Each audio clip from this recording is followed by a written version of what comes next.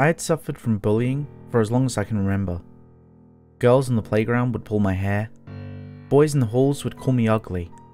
I could even hint some of the teachers thought I wasn't the brightest kid there.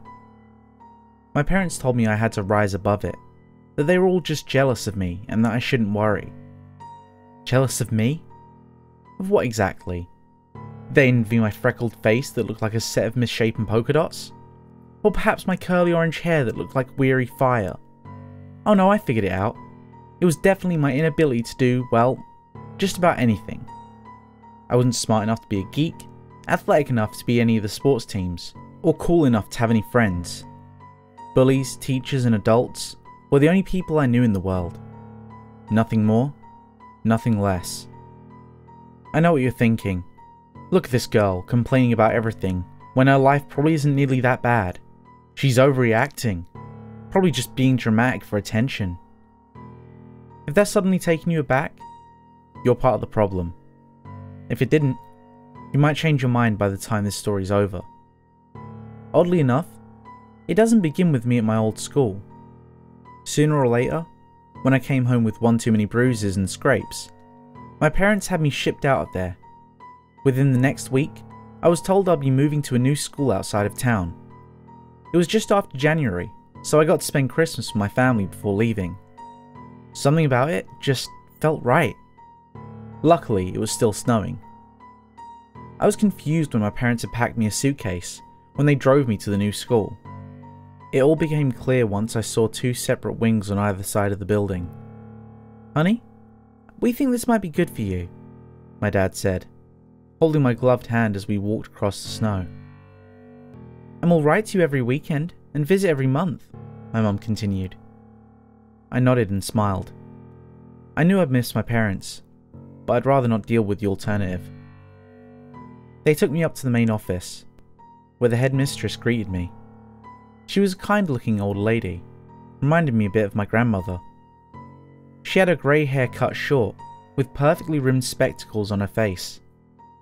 Behind her stood another girl, short, petite, with dimples and wavy blonde hair. She smiled and waved at me. I admired the locket she wore around her neck, a diamond heart that looked like it could open up. My parents said their goodbyes, and the girl took me to the dorm. She introduced herself as Tia Lightfoot. Funny, that was the same last name as the headmistress had. "Are you related to the head?" I asked as we walked down the snow. She nodded. "She's my mum. I think she wanted to keep an eye on me." I thought of telling her about my own life, the way kids would tease me, call me names and everything. Turns out, I didn't have to. I was no sooner in the dorm and introduced to the other girls that they started to pull stupid pranks on me. The next week at school felt like a prison sentence. Tia and her friends would do all kinds of mean things, hiding my clothes, putting snow in my hair as I slept, locking the door when I fell asleep studying. I was terrified to tell any of the teachers, especially with the head bully being the daughter of the headmistress. What would I say? It was my word against theirs. I couldn't even mention it to my parents. I knew they'd spent a lot and put a lot of effort into getting me in here. They wanted me to be happy.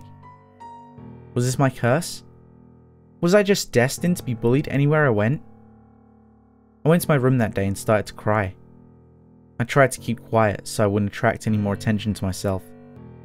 I just hit my pillows and cried further into my sheets. I didn't want to give anyone the satisfaction. "What are you doing?" I heard Tia say from behind me. I didn't want to get up. I couldn't let her see me like this. She came over to me and sat on my bedside table, putting her arm around me. "What's up, Carrot Top?" she asked. I turned, slightly exposing my puffy cheeks and red face. If anything, she'd have a bit of humanity in her cold heart and leave. "I know you've been crying," she said. "Your face tells an entire story. What's up? You miss your family?" I wanted to hit her in the face, but my fist was too cold to even move. Instead, I just nodded. She took a hold of her locket, taking it off her neck. "Here," she said, planting it in my hand. "Open it." I looked down as I opened the locket. My hands were shaking. I saw a picture of Tia in there, but she looked younger, shorter hair and what looked like a princess dress. In the other photo was an older guy dressed as a king. That's my older brother, Dean. I miss him too. I looked up. Can't you write to him? She took the locket off me and stared at it. I visit him every month. Plus, he was never that good at writing. A tear fell from her eye, and I suddenly understood what she was trying to tell me. Is he? I stammered on, trying to think what to say. I couldn't finish my sentence. My hole was already halfway dug. I might as well finish it. Is he dead? I asked. Tia looked at me and nodded. It happened 2 years ago. Car accident. He was coming to visit me. Promised he'd take me ice skating for Christmas. He used to call me an ice princess. She gave me a hug. Look, between you and me, let's start fresh. You and me can be friends. The pranks and that were just initiation. I do it to keep the other girls around. I have to go along with it, but I'm sorry. We don't need them. A warm feeling embraced over me. You mean it? We can be friends? She gave me another hug. Get your coat, friend. We're going out. I grabbed my coat and followed her outside. I didn't even bother mentioning that it would soon be time to go to bed. I was too happy. She guided me towards the far exit of the school, which led into some woods. For a moment, I felt like anything was possible. Like we'd just play out here all night, until the hours of the morning. We soon came up to a frozen pond. I wish I had my skates, Tia said, turning to me. Maybe I can teach you how to ice skate if you're not busy one weekend. Before I could respond, I heard footsteps behind us. The other girls from the dorm had followed us. They all pointed and laughed at me. Tia, what are you doing out here with Carrot Top? They asked, laughing out loud. I looked over to Tia. She went silent, looking back at her group of friends, and then to me. She knelt down and dug up some snow into her hands, forming a ball. I relished in the idea that she was going to throw it at her friends and we'd have a snowball fight, but her winking expression told me otherwise. Within seconds, I received a mouthful of snow, followed by a shower of snowballs hitting me all over. One of them hit me in the stomach. I recoiled and fell into a pile of snow. I felt angrier than I have ever felt in my life. Before Tia made her way over to her friends, I charged at her, knocking her to the ground. I grabbed whatever I could from around me. Snow, branches, leaves, all of it went into her face. Her friends ran out behind me and tried to pull me off, but I pushed them down too. Once I tired out, they all got up and slowly backed away from me. I didn't say anything. I didn't have to. I'd proved my point. Come on, let's leave the freak alone for tonight, one of them said, turning away. Tia followed them and disappeared into the forest. I fell to my knees and began uncontrollably sobbing. I couldn't believe how stupid I was for letting her tag me along like that. As I got up, I noticed something shining near the tree I'd sat behind. Tia's diamond locket. I picked it up and examined it, rubbing off all the snow. She must have dropped it when I knocked her down. I opened up to see the same picture she'd shown me earlier. Part of me wanted to rip it out and shred it into a million pieces. That would show her. But that would also definitely get me expelled. I had to think of something else. I could return it to her and try being her friend again, but she'd probably make up some story that I'd stolen it. Then, I'd also be expelled. I looked at the pond and back at the locket. I knew what I had to do. I wasn't going to return it to her.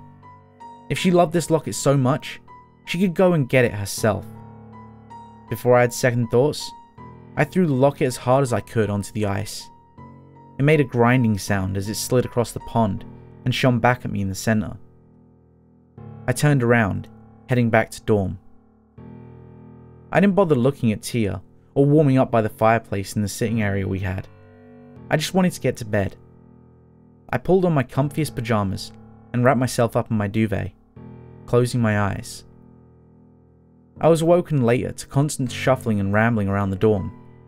I pretended to keep my eyes closed as I listened in. I recognized Tia's voice and smiled. "Where is my locket?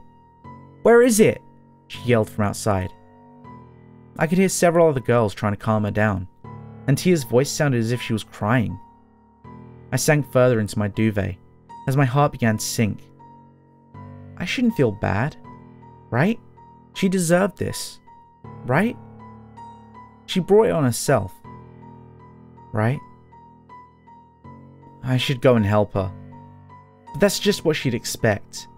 Little carrot top goody-goody that doesn't get any bit of happiness at the end of the day. I pulled the duvet over my face and drifted into a sleep. Why was I such a pushover?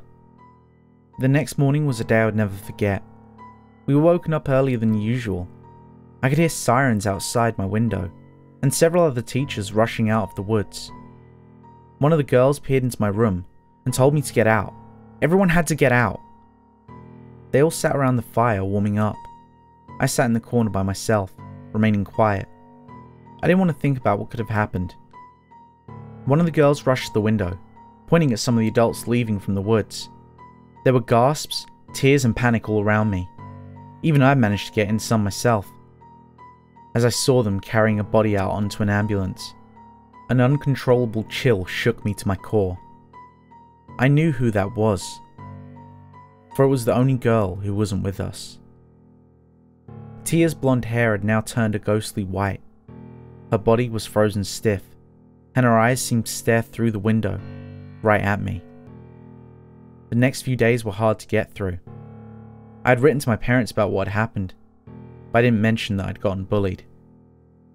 It turned out, Tia had gone into the woods in the middle of the night with nothing but a torch and a coat. Her friends had tried to stop her, but she didn't listen.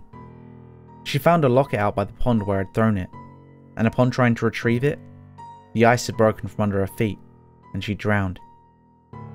When they found her, her locket had been frozen to her neck. They had to crack it open for the police investigation. The school held a memorial for Tia, and I had avoided the headmistress ever since that night. None of the girls ever pranked me again, and for the rest of my school years, I spent most of my time alone. Except at night. Sometimes I can hear her voice by the window. I can hear the sound of the ice breaking in my head. I can hear her cries as no one rushes to help her. But most of all, I can feel those chills every time I try to sleep. Thanks for sticking around to the end. If you enjoyed today's story, make sure to leave a like. And if you want to see more stories like it, make sure to subscribe and hit that bell icon. That way you'll never miss a story. Oh, and don't forget to follow me on Twitter. That way you can keep up with the latest goings on in my life and the channel's.